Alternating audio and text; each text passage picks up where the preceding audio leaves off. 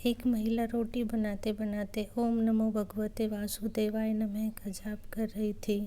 अलग से पूजा का समय कहाँ निकाल पाती थी बेचारी, तो बस काम करते करते ओम नमः भगवते वासुदेवाय नमः कहती रहती थी। एकाएक धड़ाम से जोरों की आवाज़ हुई और साथ में दर्दनाक चीख। कलेजा धक से रह गया। जब आंगन में दौड़कर झांकी तो 8 साल का चुन्नू चित पड़ा था, खून से लथपथ। मन हुआ दहाड़ मार कर रोए, परंतु घर में उसके अलावा और कोई नहीं था। रोकर भी किसे बुलाती। फिर चुन्नू को संभालना भी तो था। दौड़कर नीचे गई तो देखा चुन्नू आधी बेहोशी में माँ की रट लगाए हुए है। अंदर की ममता ने आंखों से निकलकर अपनी मौजूदगी का एहसास कराया। 10 दिन पहले ही कराए अपेंडिक्स के ऑपरेशन के बावजूद न जाने कहाँ से इतनी शक्ति आ गई कि चुन्नू को गोद में उठाकर पड़ोस के नर्सिंग होम की ओर दौड़ी। रास्ते भर भगवान को जी भरकर कोसती रही, बड़बड़ाती रही, हे कन्हैया क्या बिगाड़ा था मैंने तुम्हारा, जो मेरे ही बच्चे को। खैर डॉक्टर साहब मिल गए और समय पर इलाज होने पर चुन्नू ठीक हो गया। चोटें गहरी नहीं थी, ऊपरी थी, तो कोई खास परेशानी नहीं हुई। रात को घर पर जब सब टीवी देख रहे थे तब उस औरत का मन बेचैन था। भगवान से विरक्ति होने लगी थी। एक माँ की ममता प्रभु सत्ता को चुनौती दे रही थी।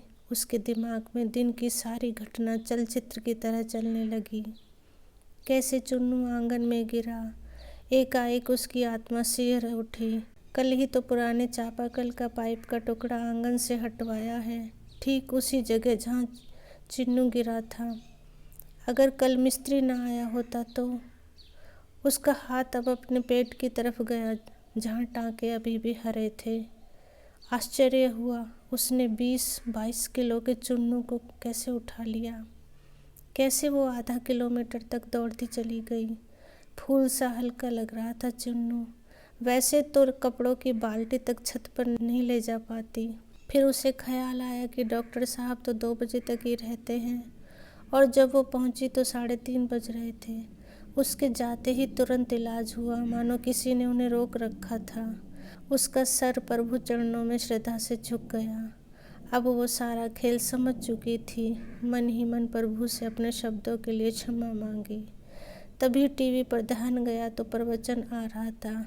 प्रभु कहते हैं, मैं तुम्हारे आने वाले संकट रोक नहीं सकता, लेकिन तुम्हें इतनी शक्ति दे सकता हूँ कि तुम आसानी से उन्हें पार कर सको। तुम्हारी राह आसान कर सकता हूँ, बस धर्म के मार्ग पर चलते रहो। उस औरत ने घर के मंदिर में झांक के देखा। कन्हैया मुस्कुरा रहे थे। ओ मेरे कान्हा, तेरा शुक्रिया।